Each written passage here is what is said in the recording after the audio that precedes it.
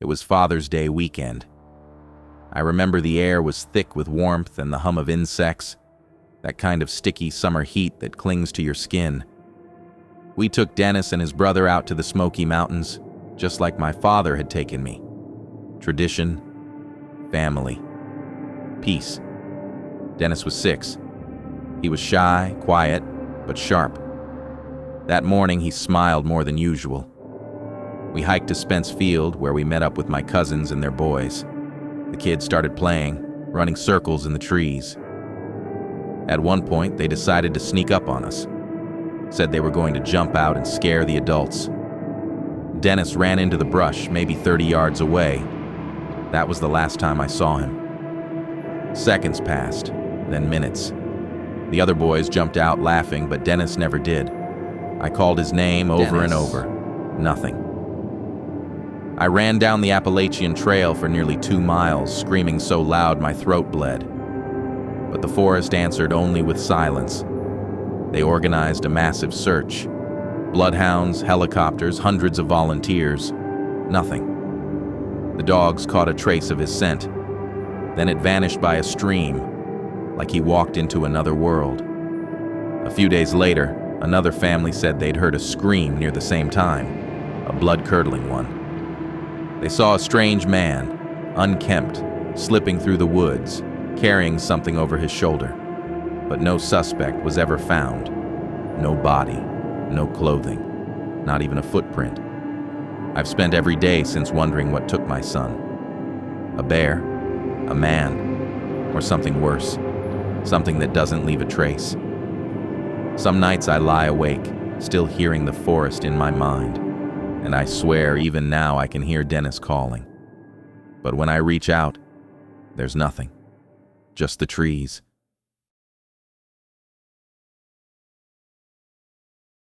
It was the summer of '82 when my friends and I decided to camp deep in the Pine Barrens of New Jersey. The trail we took was barely visible, like the forest wanted to keep it hidden. We thought that made it cooler, more adventurous. Looking back, it was a warning. That night, we built a fire and sat around telling ghost stories, trying to outscare each other. At some point, I noticed the fire acting weird. It would dim suddenly, then flare back up, like it was breathing with us. We laughed it off. Mark offered to go grab more wood. He walked off with a flashlight and never came back.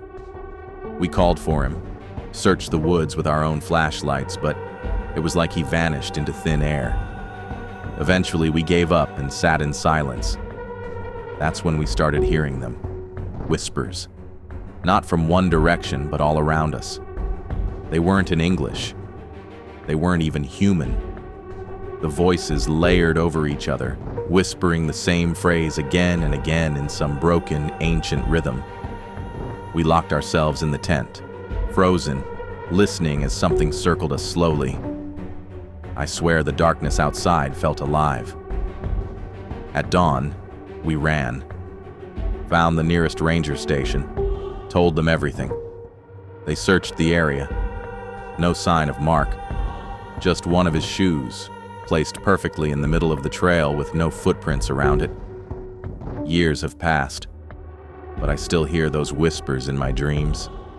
Locals call that trail Dead Whisper Path now, and no one's seen Mark since. The summer of 1995 was brutal. We'd just moved to a farmhouse outside Phoenix. Cheap rent, big space. Too good to be true. Locals called it the furnace house, but we didn't listen. We should have. From the first night, the place never cooled down. Even after sunset, it felt like something was breathing heat into the walls. Our AC broke down twice. Every electrician said the wiring was wrong. That was their word. Wrong. My daughter Lily started sleepwalking. Every night I found her at the attic door whispering, "She's waiting." We never opened it. It was nailed shut with old rusted spikes. But the third night, I had enough. I pried it open. What hit us was worse than any desert wind. It felt alive. Inside was a circle of melted dolls, scorched candles, and a blackened rocking chair that started moving the second I stepped in. That night, hell came. Screams ripped through the walls, doors slammed on their own. I saw shadows crawl across the ceiling. The worst was waking up to find burn marks on my arms, long, finger-shaped welts like someone had grabbed me. Lily stopped whispering. "She's waiting." She started saying, "She's angry now." We left before sunrise. I never looked back. Later, I learned the house was built over an orphanage that burned down in the 1800s. All 27 kids and their headmistress died. Her body was never found. People say the attic still glows red at night, that a little girl's footsteps echo past midnight. No one's lived there since. But I know this: that house isn't empty. It feeds off the heat.